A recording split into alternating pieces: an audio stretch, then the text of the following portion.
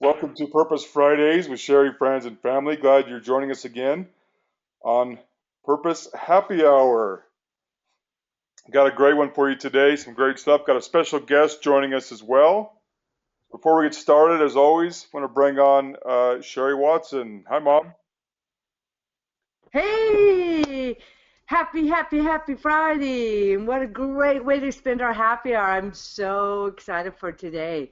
So excited. So much happening, Derek. Oh, this is a very, very exciting one today, Friday. And we have a special guest joining us as well. Do you want to go ahead and bring him on? Introduce him? Well, you guys, come on, let me talk straight with you guys. I don't know if I call him a special guest because first of all, you guys, I don't know if he's listening, so we don't want to make him big-headed, okay? Um, I'm telling you, I am so privileged, blessed, honored, excited. I can't even think of other words to bring on a friend, part of the family, one of our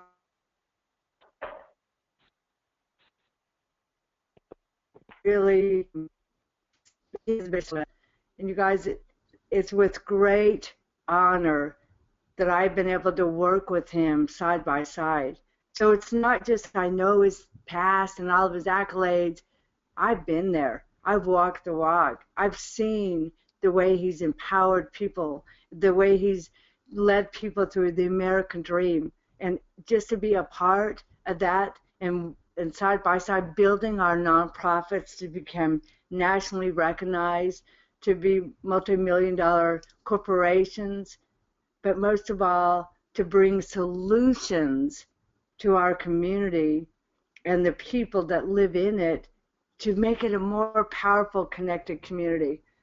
So I was thinking of all kinds of ways I could introduce him, and there's so many different ways, and a lot of it's with humor.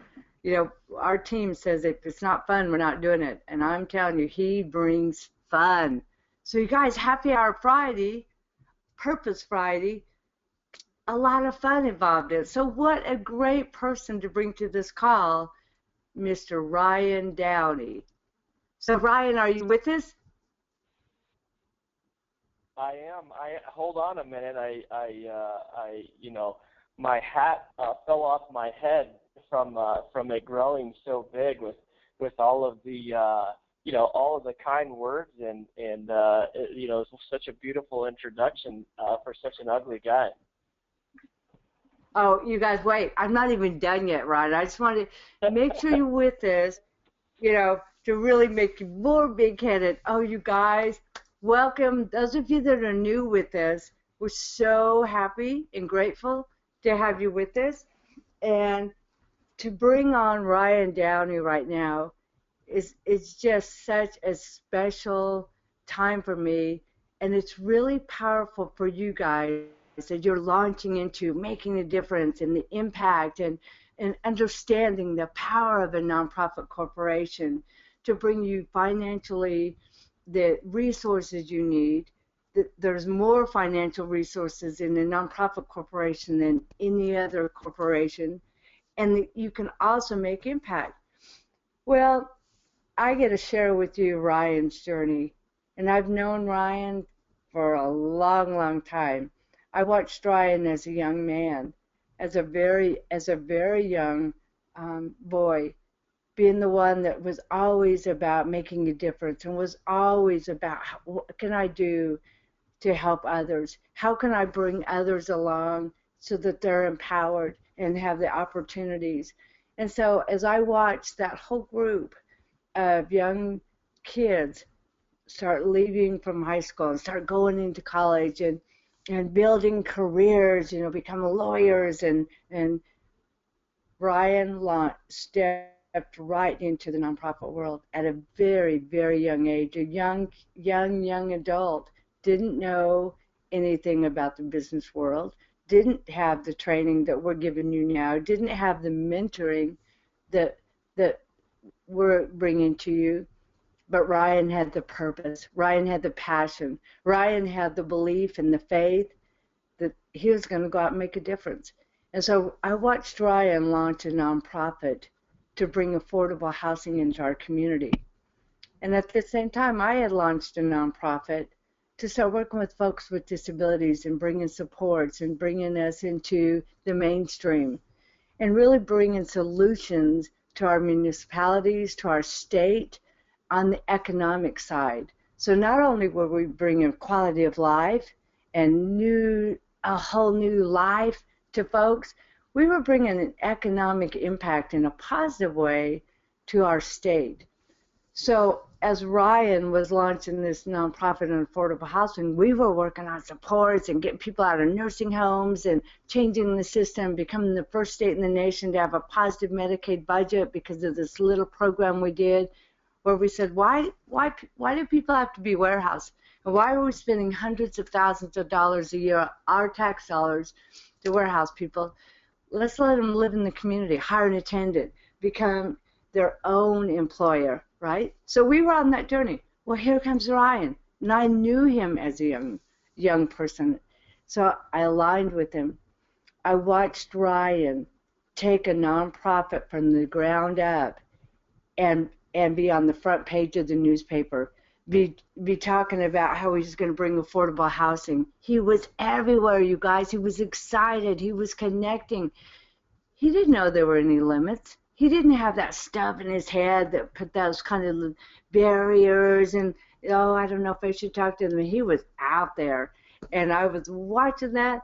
So him and I started working together, watching what was going on in affordable housing, and we were seeing this turf going on between, well, the homeless shelter had this little pot of money, and then the other shelter had this, and then transitional living had this, and then, but in the meantime, nobody was coming together. We weren't figuring out how to collaborate and bring all of our resources together and really build a community like none other. So Ryan and I said, okay, let's pull everyone together. Again, no limits, you guys, connecting.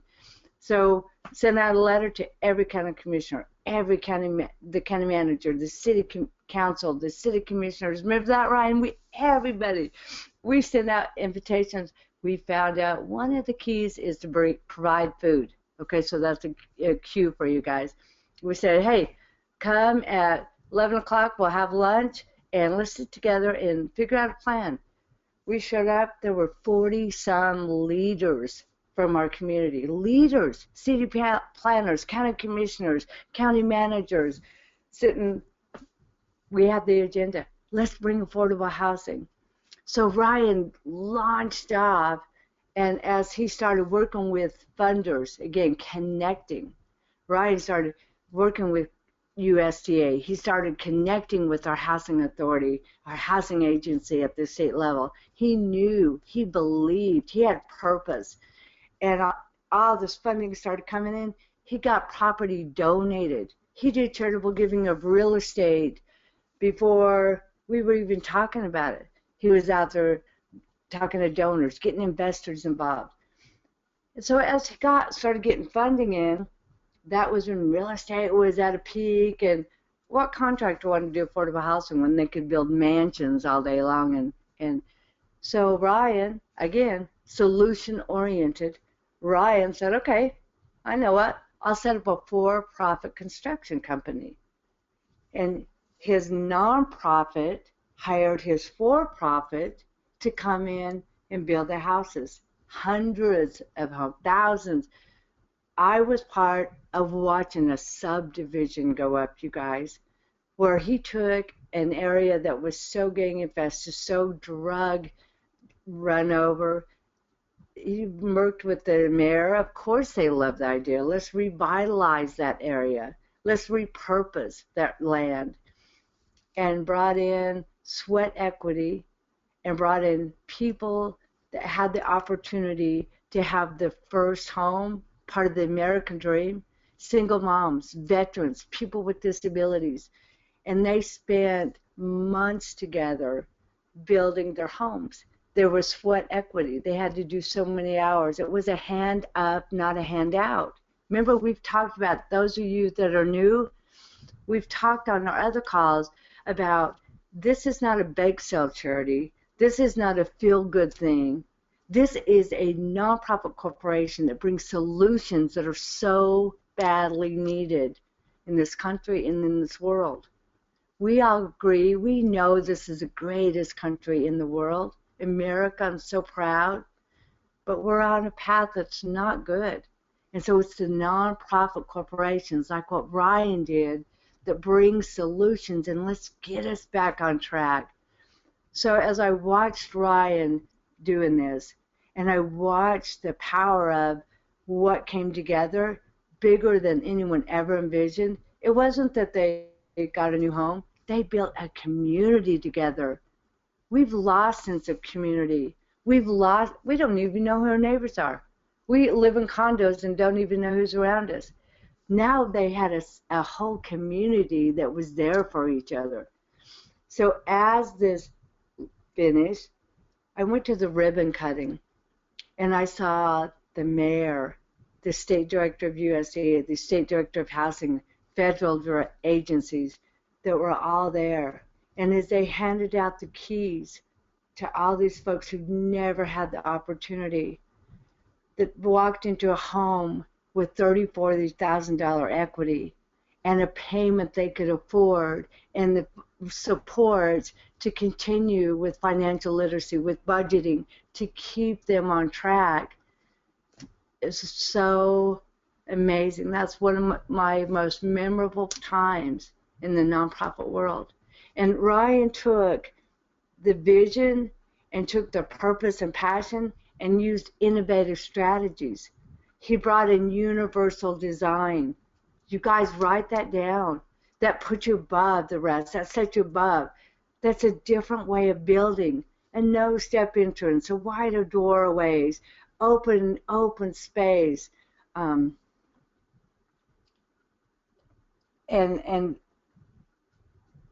I don't, can you guys still see me?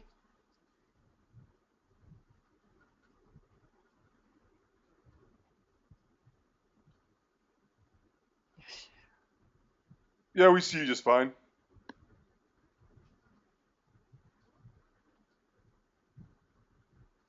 You're fine. Go ahead.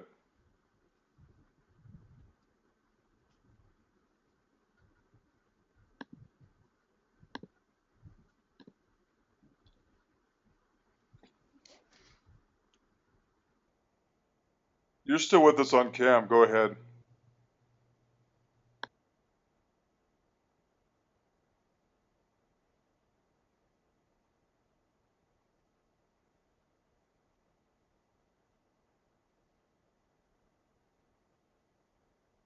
Well, while she's adjusting, Derek, can you hear me? Okay. Yeah, go ahead, Ryan. Okay, great. Um, well, I appreciate the intro and the warm welcome, and you know, while she still had a little ways to go there, I am excited to be on this call and to be a part of Purpose Fridays, and you know, and as Sherry alluded to, you know, we're all here for the same reason. We all have been kind of led to this place of purpose in our life. And, you know, I'm sure there are people, you know, on this webinar today, you know, there's people at every different level of development of this idea or this purpose or this mission that's been placed on your heart, whether you're just thinking about starting a nonprofit, or whether you've started a nonprofit, or you're, you know, you've had a nonprofit for some time now. Either way, you know, we're all here for the same reason, and that's what motivates us. It's what gets us out of bed. And you know, for us, you know, in particular, our passion now is to help assist and launch and develop 10,000 nonprofits across the country that serve, you know, many multiple hundreds of thousands of individuals in the community. And as Sherry alluded to, one of the things that we learned right away is that the local government and bigger corporations and local businesses, it's not their responsibility to provide for the needs of the community, it is the community, right? I found out right away our local government wasn't in the business of creating affordable housing. I think sometimes they get in that role, but they don't necessarily, that's not necessarily their overall purpose. And so it takes people like us that have something placed on their heart to take a leap of faith and make it happen. And that's really what we're about. And we learned a lot along the way, and we saw things happen the wrong way. We did things the wrong way, but overall, at the end of the day, what we found was that in order to succeed, you got to lead with a solution.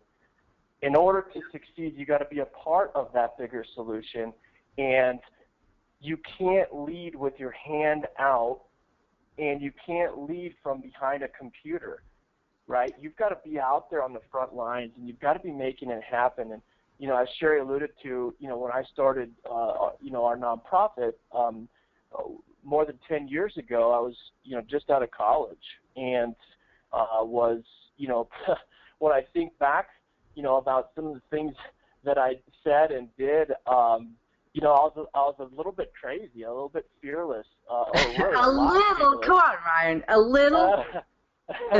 But I'm back. You better watch it. I know you. Dang it.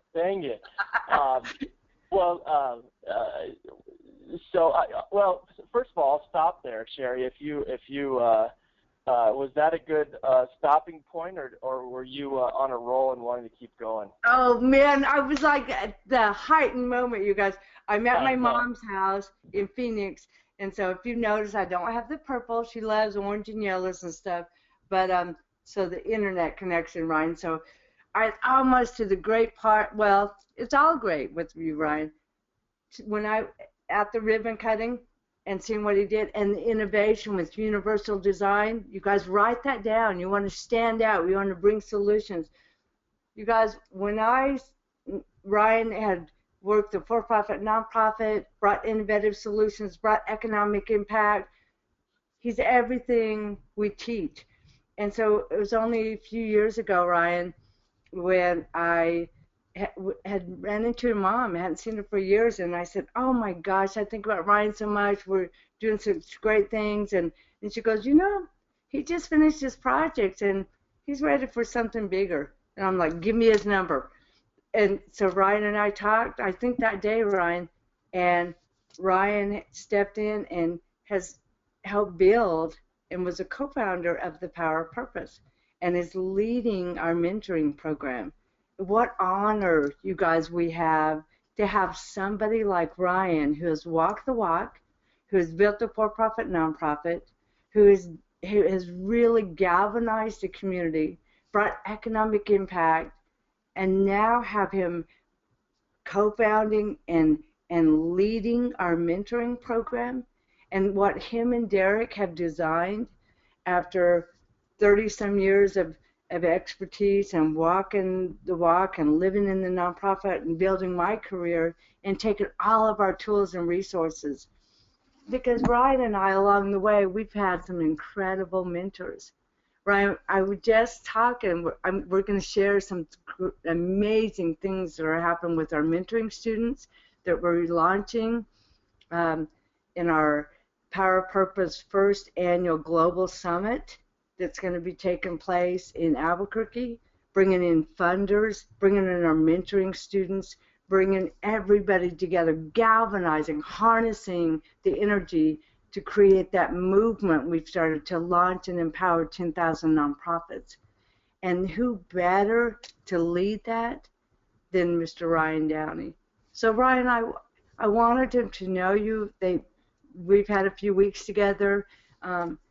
Ryan, what you bring and the expertise you have and the skills, but bigger than that, you guys, Ryan has the business skills to do a for-profit nonprofit and build thousands of homes and subdivisions, but Ryan's got the mindset that never gives up, that believes, and that he's determined to make things happen.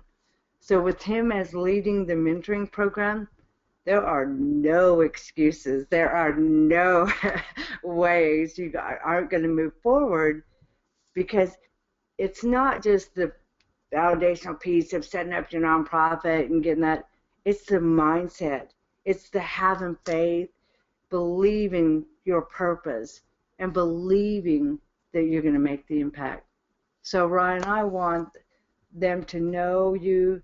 I know several of you on the call have submitted mentoring applications, Ryan. I want you to get to know them. You know, we got to have our first initial call last week with Uma. Uma came out on our first Purpose Friday call. It's from Hawaii. It's beautiful, beautiful work through a healing center, and her vision. And she just stepped up and said, I'm doing it. And so we had the opportunity and the privilege to spend time with her last week and start that next week, start that momentum. So Ryan is the one leading and all that. So if you guys have submitted applications, we take very limited one-on-ones. And so expect a call from a 505. If you get a call from a 505 number, pick it up, take it, and let's see, Ryan, the next steps. So Ryan, I'm so happy you're on with us. The only thing you guys join me in this, I don't think it's fair that he's not on webcam. No, come on, we got to talk a little bit here. So Ryan, next time you got to be on webcam with me, because I just don't want to scare him. I really don't want to scare everybody. You know, I've got a pretty burly beard going on right now, and so. That is so not you, Ryan. Yeah. Are you kidding? Ryan's going to talk about who's going to be in this fan club. Come on, Ryan. Yeah. Yeah, I'm the same way, Ryan. Me too. It's like the voice is one thing, but you add the webcam too, and it's look out. Too much. Yeah, it's just a little too much. It's a little overkill. Actually, if Ed were on, I mean, he is the eye candy of the power of purpose. So we'll leave that title to him. But well, thank you. Well, Ryan, what I would love for you to do, since we have a lot of new people with us, and that we've gotten a lot of feedback the last few weeks, a lot of emails. I love what you guys are bringing to us. People with ideas and people saying it's time, and they've had this idea for 20 years, and walk them through what's happening with some of our mentoring students. What are some of the projects you're doing? What are some of the results you're seeing? I was just looking at that summary you did on maybe 15 of the clients. Wow, some of them have got their nonprofit set up, they got their board set up, they got their first land donated. Kind of walk us through and what creates that success. Sure. Well, I think we kind of hit on it a little bit earlier, but we have currently we are currently working with a number of different individuals, and in the past we've pretty much worked with people that have passions that spread the entire gamut. But what we find is, and what we know, from our own experiences in our nonprofits, is that what makes these folks successful, always comes back to a couple things. And I think we really started to hit on those things earlier, and that is that you always lead with the solution, and to be fearless. One thing that was really heavy on my heart today, that I wanted to talk about, and so I really, if you don't mind, Sherry, want to spend some time, talking about something that a conversation that I've had a number of times this week, and that's people at this phase, really at any phase throughout this process, it's really easy to get discouraged. And I think one of the things that makes people successful is the fact that they can overcome obstacles and not become discouraged. And so if I can give a little bit of some quick advice right now,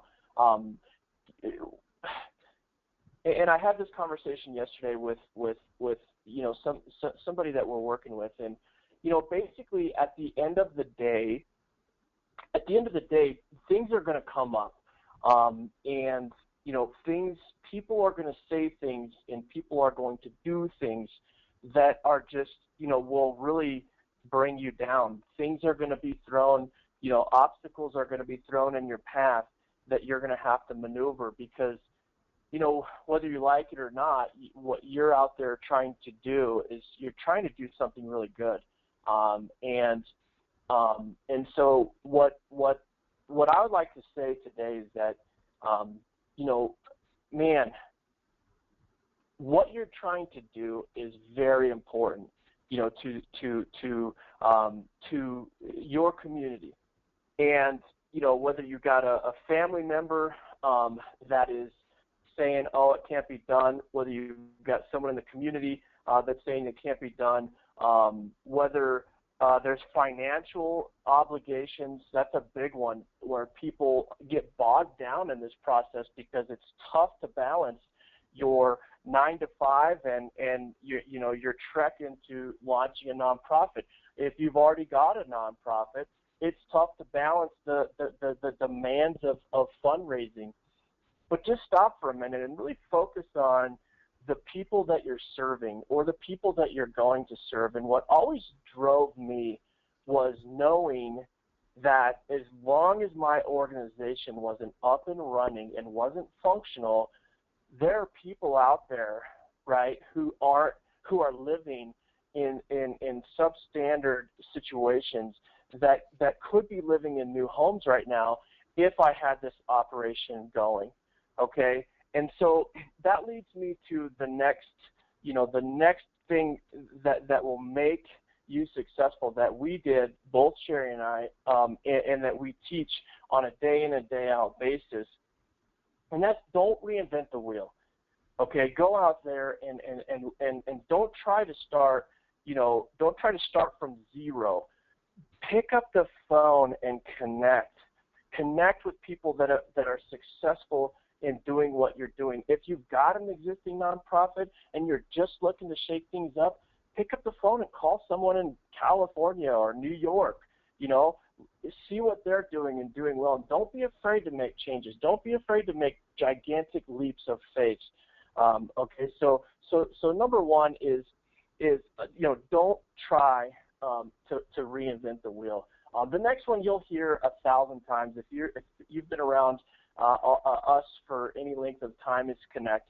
The number one way to make your organization successful, and the number one thing that we see in the people that we work with that are successful, is the fact that they build relationships with people, and whoever that may be, whether it's the people they're serving, the people they're going to give them money, the people they're going to partner with, the people that are key to their organization's success. They're just really good at building relationships. Sherry and I, that's really the number one thing that we were able to be that made our program successful. Is I was able to build relationships. I didn't know much else. I was just a punk kid right out of college, and I didn't know a lot about anything, but I was a good faker, I guess. But well, you know what else, Ryan? Is we had good mentors. If you think about it, in the beginning when we started, think about the people we had around us that mentored us. The board. Think about like when we did our big fundraisers, and Dr. Henderson and Jack and some of them. I mean, we had powerful mentors around us. So one of the successes you're talking about too is surround yourself with a board, with mentors that keep you lifted up, keep you motivated, keep you inspired, keep you believing. And Ryan, the fun, I can't help but talk right now. And Uma, if you're on the call, I'm loving sharing this. When we were on the call with Uma, Ryan, last week, and she said something that has stuck with me since then. When she said, I got on the first call and what you were talking about, and you kept talking about connecting. She goes, so I started, first thing I did, I went out and started connecting in the community, and it's been a lot of fun. Remember when she said that? I do. I do. It is a lot of fun. It is a lot of fun,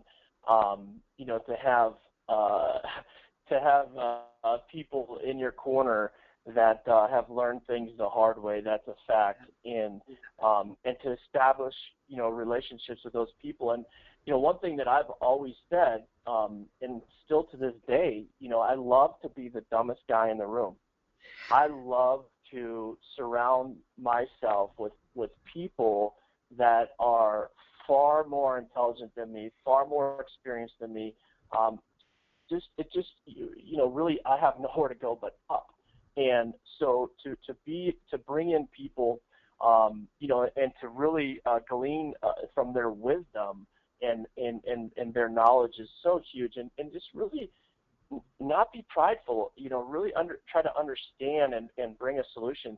What I do see that gets in the way of success, in a lot of, scenarios is people that are prideful, people that are afraid to change, people that are afraid, to get out and connect. They want to sit behind their computer screen and search for grants, and they want to do it all from the comfort of their own home, and they're afraid to take that leap and to just get out. I have a natural tendency not to want to go out and not to want to stand in front of people and call people and, those types of things. And so I really had to force myself to do it. But then over and over and over and over, it blew me away at how much progress was made with just a simple phone call. And so, if we're talking about, not only the mentoring students that we work with, their success, but just success, from an organizational standpoint, it's people that weren't afraid to get out there, and really just connect and really establish relationships. I'll give you a quick example. When I started, I knew that USDA rural development was going to be my number one source of funding. Okay, I had probably 8 or 9 sources of funding, but I knew that USDA rural development was going to be the number one source. And so I just planned, on my calendar every day, the first 2 hours of my day, I was at the USDA office. I brought them coffee. I volunteered to shred papers for them. I strategized. I worked with them, and I learned. Right, I learned, and not only did I learn, but I established a relationship there. So it's a big piece is to establish a relationship with those folks, and as you do that, the funding, the support, the resources, the program development side of your business will flourish. Yeah. Well, Ryan, give them a little bit of an insight. Folks are really thinking through their projects and putting things together. We had some folks that last week sent in some things they're putting together, like an assisted living or transitional living for veterans, different. So give them some insight, just a little bit about the different funding sources now that we're talking about connecting, putting the project together. How would you put a subdivision? How did you get the article in the paper? And because we work with mentoring students every day, we're walking the walk every day, you guys. So we're just not teaching it, we're walking it every day now. And folks that are working that 9-to-5 job that have decided, you know what, I'm going to live my passion, I'm going to live my purpose. And so now we're teaching them to take it wherever they go. It's not like you're trying to do a different career. You're adding on to where you are. So if you go to Bible study, if you go to the Rotary Club meeting, the Kiwanis, whatever you're involved in, to start talking about your nonprofit corporation and the kind of impact you're going to make, it enhances everything you're doing instead of take away and kind of add another task. So Ryan, I'd love for you to share a little bit when you first started. and didn't have funding, had just started. How did you get that article in the newspaper, and what was the result of that? Sure, yeah, no problem. Basically,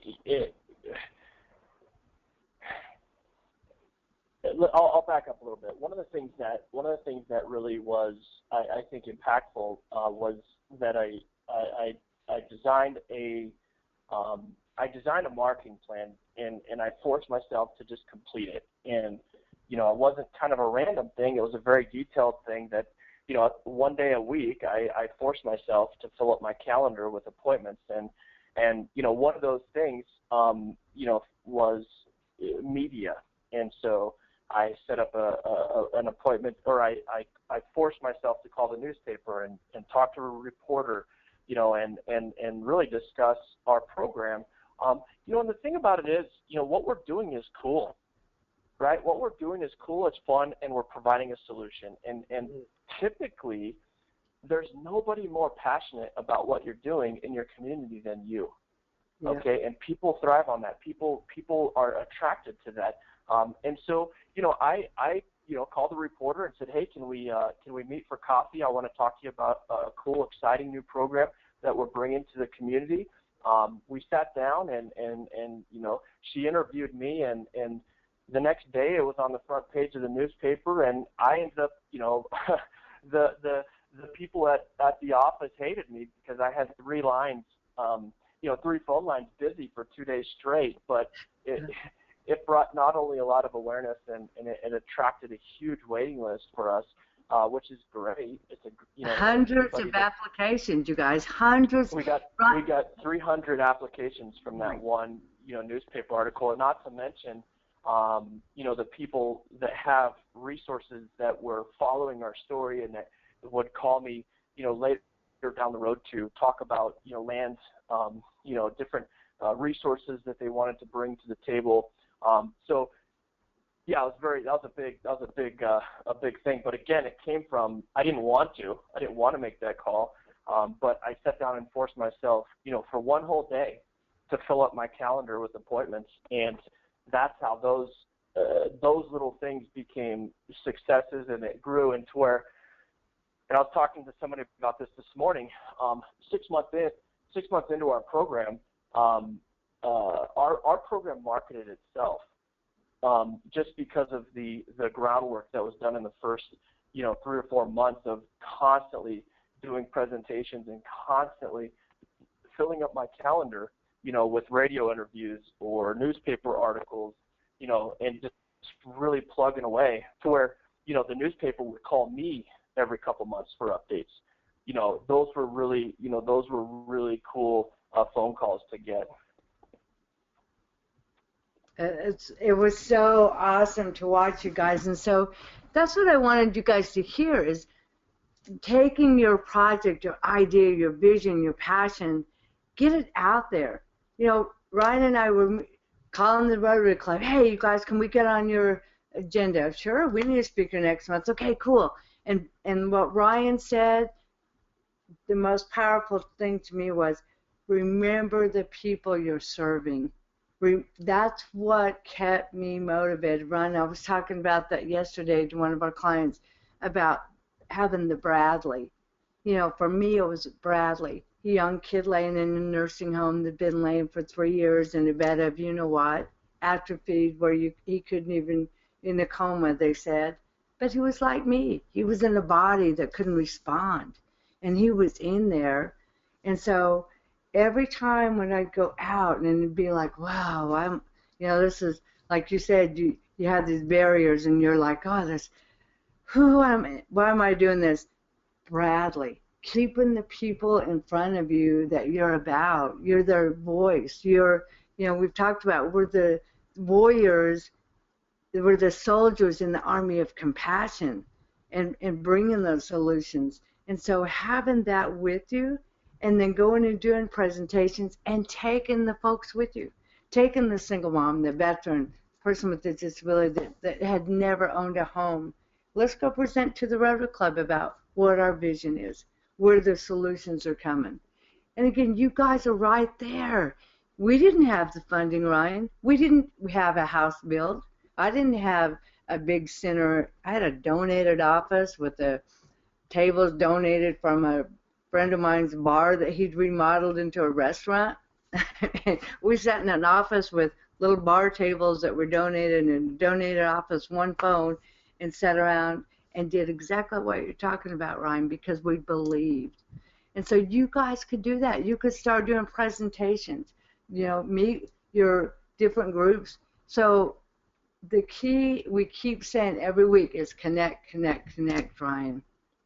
And believe, believe, believe. This country needs us more than it ever has. Our kids and grandkids need us to step up and bring solutions. We are not in a good place. We are not going in a good direction. Remember, we the people, we're the ones that can bring solutions. So Ryan, I just want to reiterate everything you're saying about get out there, connect, make an impact. And let me tell you what, Ryan, now let's delve into what's happening with the Power of Purpose that is opening doors for all of you guys. And we'll give you some very concrete examples. Ryan, I've been hinting to in the last couple of weeks, more to come, more to come. Well, now today we can share one of the opportunities. We had a huge national marketing company that manages the jumbotrons. So like the Super Bowl, NASCAR, the big jumbotron things. They came to us and they said, you're known as the nonprofit experts, the source to go to. Our company is now doing a philanthropy move where every single event we do, NASCAR, Super Bowl, everything, we're going to highlight a nonprofit corporation. And we're going to donate a $150,000 package that our sponsors buy, the big corporations, pay $90,000 to $150,000. We're going to bring that and donate all that to a nonprofit. So our team came together. We went to one of our mentoring students who's done phenomenal at doing everything Ryan's talking about, connecting, believing. She's a woman veteran. She was an Air Force pilot in Vietnam, one of the first ever. And as she sat in our live training and thought about that, she was thinking about coaching and she does some cool things to her for-profit. Never dawned on her what she could do leading women veterans. And by the second day, her whole world had opened up. And she stepped forward as a mentoring student and said, I'm doing this. I believe. I need to. I'm led. And so we spent the next few months mentoring her, building her nonprofit corporation. We did a beta test with our software for the Power of Free Real Estate, she launched a mailing campaign, got phone calls, her first set of letters that went out, and we were able to get 5 houses donated to get her some seed capital to get going. She has followed in every step and being side by side. As we mentor, she implements. We mentor, she implements. And she has a job and she has other responsibilities. What she's done in a year's time, beautiful nonprofit called Heart of a Fighter. And she was selected by our team for this opportunity. So we met with her. We hooked her and the media group up. You guys, she's going to be featured at Brickyard 400 at NASCAR 2 weeks in Indianapolis. She's going to be featured. She's getting 144 spots. She's getting professional PSA made, and she gets the rights to it. It's copyrighted. It's hers. So now she has this phenomenal public service announcement to use anytime she wants. And then she has ambassadors. So she's doing 3 to 5 questions. They'll walk through the audience with a microphone and start talking to the audience about female veterans and some of the stats and what's going on, and it'll be on the Jumbotron in front of 1.3 million people. It'll be 100,000 people there, over 100,000. And then they'll make a video, and she'll have that video to put on her website, a crowdfunding campaign, all the things, and an opportunity to raise donations. So the text mobile, hey, you can text to donate to Heart of a Fighter. I mean, it just gets bigger and bigger. Now we can talk about it because it's happened. So every event they do, we're going to be highlighting a nonprofit. And so as Power of Purpose is growing and visible, and we're rolling out a certification program, more to come on that. You'll hear a lot about that in the next few weeks. To be certified, to have that seal on your website, to have that certification so that funders look at it, so that foundations, investors, government funding, they look at you're certified. You have all the necessary ingredients to be eligible for funding. So we've got the media exposure opportunity. We've got the huge opportunity with certifications. What we did then last week, Ryan, I just keep, just so exciting where we're at right now. Last week, Ryan and Derek, and I want to give you guys so much, just share gratitude from the team and the country. They have been being mentored by Mr. Chase Magnuson, the leading expert in the nation on charitable giving and real estate. Part of our team. He's been featured in Forbes, Fortune. He's bringing funding to nonprofits in a way that hasn't been done. And he's been our mentor, our lead consultant, our team member for many years now, bringing us to this place of we launched and developed software to reach out to donors. Chase says it's the Ferrari of anything that's ever been done. And so Chase is at a very high level now with George Washington University, with some big institutions, with the Power of Purpose leading the way on the facilitation and bringing the real estate to us. And so Ryan and Derek have been students of his. Derek has met with Chase, and Chase has mentored. Chase's legacy is to teach Derek so it can be continued on. We're there. So last week we had a member private invitation only webinar, a mastermind meeting with Chase and Derek and Ryan and Ed and our top mentoring students. And with the Power of Free Real Estate, with our software, now we're drilling down. We've put together a focus group of our top mentoring students with an agreement. They have to, meet every week. There's certain things they have to do. And we're going to do marketing. We're going to perfect the marketing. We're going to do split tests. We're going to send out different letters. We're going to see what pulls the best. If it's handwritten, if it's not. Those of you that are in real estate, you know. So we, this week, have launched our first ever focus group, our mastermind meeting on the charitable giving of real estate. Watch out, you guys. We're going to have so much to share with you. Remember, for those that are new, last week we talked about $452 billion a year. Last year was donated to nonprofits. Less than 2% of that came from real estate. And yet the majority of our wealth in this country is held in real estate. And we have baby boomers. It's exploding. We're coming into the age where people are looking at how do they transfer their assets? How do they leave a legacy? What are they going to be remembered for? We're in a perfect time in our history to take this and make it a national initiative with the Clinton Foundation, with the Gates Foundation, with the Rockefeller, the Ford, the Buffett Foundations, all of those we're bringing in.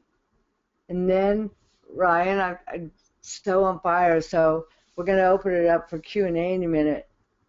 One last thing, at the end of Q&A, I want to share with you the biggest thing that the Power of Purpose is doing to take all of this forward and to bring this movement alive and really bring the leaders and you together to start bringing solutions. So Ryan, do you want to open it up for Q&A? Sure. Well, if you guys have questions, feel free at this time. You have our ear, and so pop a question into the. Is that how we're going to do it, Sherry? Is go a question into the tab and. Yes, let's go and open up with our Q&A segment, everyone. Again, for new people, right there on your control panel, you'll see where you have questions. You can just type that in, hit send, and we'll get to it and read them off for our team here. Brian, I know you need to go in a few, but so just go ahead and go. I know you have a meeting here, but we'll go ahead and get started. I'll let both of you fill this first question from Julie Gleason. Hi, Julie. Thanks for joining us on Purpose Fridays, a Purpose Happy Hour. Julie says, I have already decided I want to start a nonprofit, Woman Interrupted. My first step was to put it on Facebook. What is the first step to start in this process? I am very interested. This is my passion. Oh, that's awesome. What's the name of it, Derek? Woman Interrupted. Whoa, man. I tell you what, this is awesome. There are women foundations. One of my first fundings for one of my nonprofit in Las Cruces, I got funding through the Women's Foundation to do a weekend retreat to empower women with disabilities, and it was amazing to see what came out of that event. Women took leadership, so that one weekend event spurred something huge. So Ryan, for me, I would say get your nonprofit corporation set up. That's the first thing. You've got to get the foundation built of your corporation so that you can start going out and connecting. You can start going out to your women group meetings, and you can go out to the business women's professional groups and talk about, wow, I started this nonprofit. Here's my mission. Here's my vision. I'd love for you to see how we can collaborate. So get your nonprofit set up and then go out and build that program summary and start connecting. And that's what Uma did. You guys, from one of our calls, that's what Uma did. So take action. I love it. Next question from JP. Hi, nice to have you back on again, JP. I sent you an answer over earlier via chat, but just again for everyone to know, the Purpose Fridays are posted on YouTube, usually the early following week of the Purpose Fridays, and we're also now converting them to podcasts for audio on our website at thepowerpurpose.com. Cool. I'm glad you answered that because I don't even know what podcasts are. I'm barely figuring out the webinars, but I got it. Oh, yeah, you are a soon-to-be podcast superstar. Next question from the new edition superstar mentoring student, Uma. Oh, Uma, I love talking about you in a great way. Oh, this is exciting. Yeah, Uma and her husband are the founders of the Mauna Lana Center for Health and Healing in Hawaii. Love it. At the first board meeting, I'll be applying for the position of executive director. Our first meeting is tentatively scheduled for August 2nd. Until that time, can I approach potential donors, or do I need to wait until the first board meeting? No way. Don't wait, Uma. Just get out there. Just what you're doing now. Ryan and I were out there the minute our nonprofit came back from the state.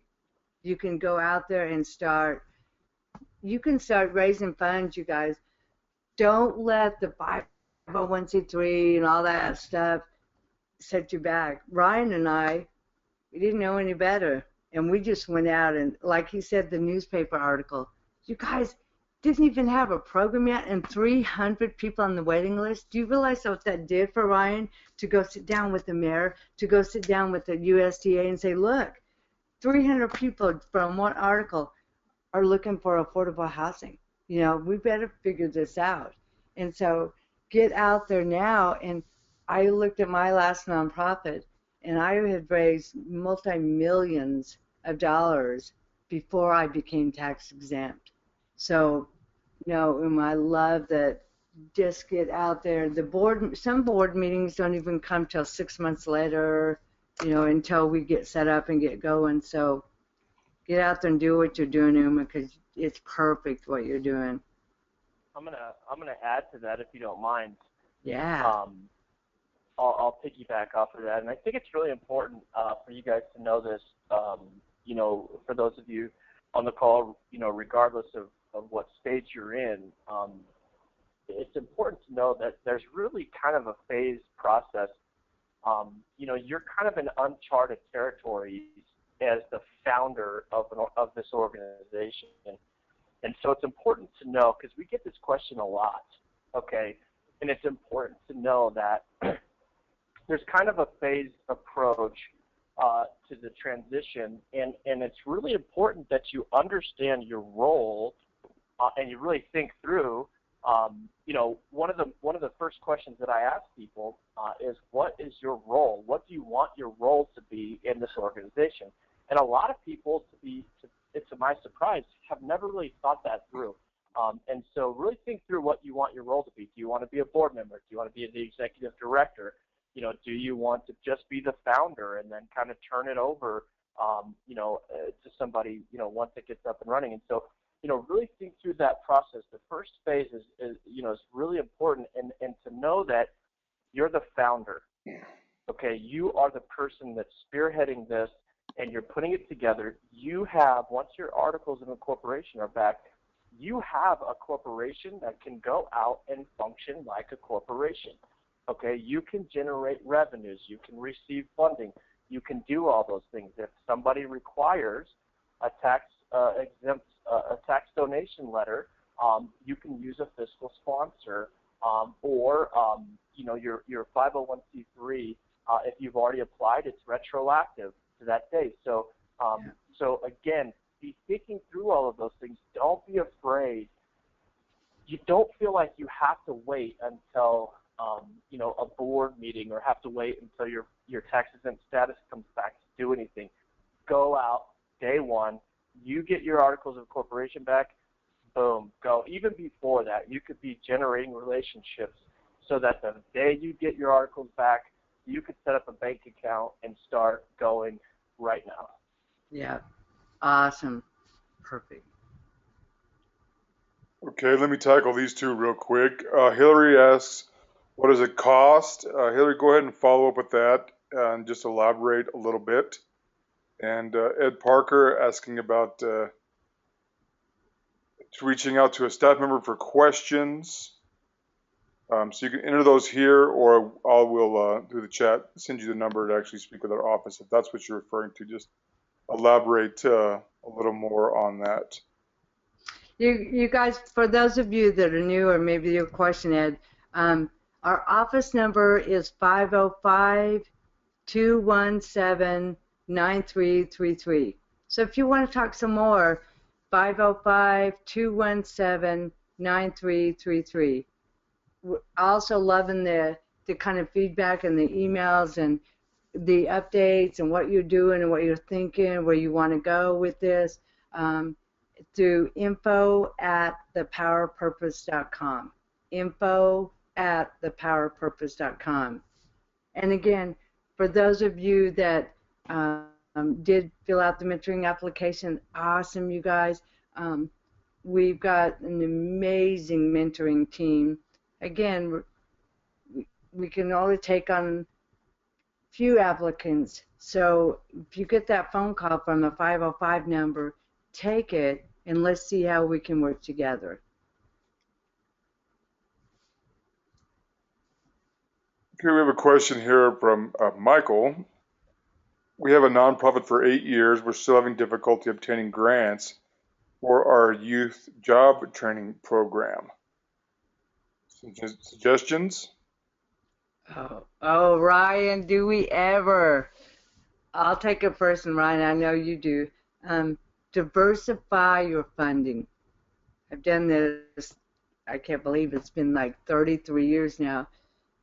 My last nonprofit, Ryan, I was looking the other day, I was talking to some of them. I think they're doing 8 million or more a year in revenue off of one project we'd set up. What I learned is to diversify the funding. So I got a lot of government grants because again, government grant funding is incredible because you're bringing solutions. They're looking for somebody to help build a different way. I mean, the state agencies are granting money to you and saying, help us, right? And so we did a lot of cool things. The Agency on Aging, we did some cool things. We did an elder care center because we were getting elders out of nursing homes, so now what do they do during the day? So we built an elder care center. We did some models with that, and we did continued funding.